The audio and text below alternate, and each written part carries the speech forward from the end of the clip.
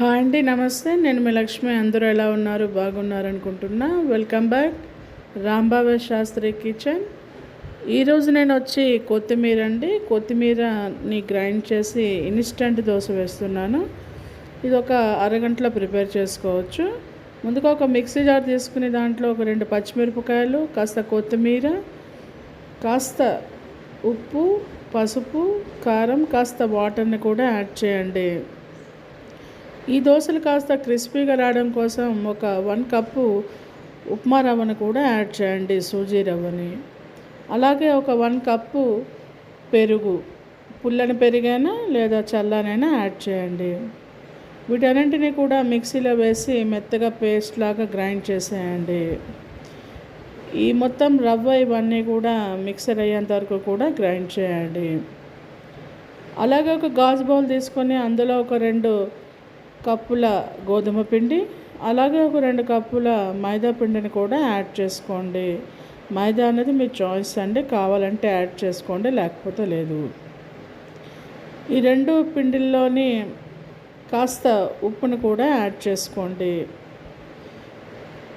అలాగే కావాలనుకునే వాళ్ళు కాస్త వాము లేదా కాస్త జీరానైనా యాడ్ చేసుకోండి. ఇంగ్రీడియంట్స్ అన్నీ వేశాక మనం ఆల్రెడీ గ్రైండ్ చేసిన ఈ కొత్తిమీర పేస్ట్ అంతటినీ కూడా దీంట్లోకి యాడ్ చేయండి. ఇదంతా కూడా దోశల బ్యాటర్ని వచ్చేంత వరకు కూడా బాగా కలపండి. అవసరమైతే కాస్త చల్లనైనా పెరిగినైనా వాటర్నైనా యాడ్ చేసుకోండి.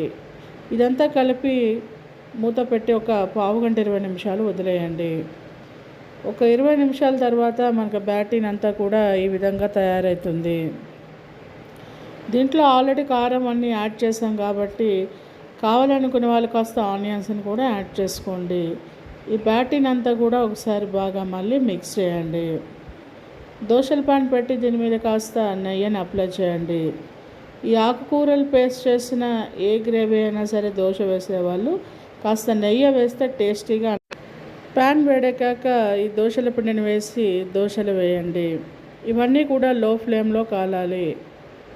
నార్మల్గా దోశలన్నీ కూడా ఒక సైడ్ కాలుస్తామండి. దీంట్లో మనం మిక్సడ్ యాడ్ చేసాం కాబట్టి రెండో వైపుని కూడా ఒకసారి తిప్పి మరలా కాల్చండి. ఇలా లో ఫ్లేమ్లో 2 వైపులా కాలిస్తే మనకి ఎంతో టేస్టీ అయిన రుచికరమైన ఇన్స్టంట్ కొత్తిమీర దోశ రెడీ. దీన్ని వేడివేడిగా టమాటా చట్నీ లేదా అల్లం చట్నీతో తింటే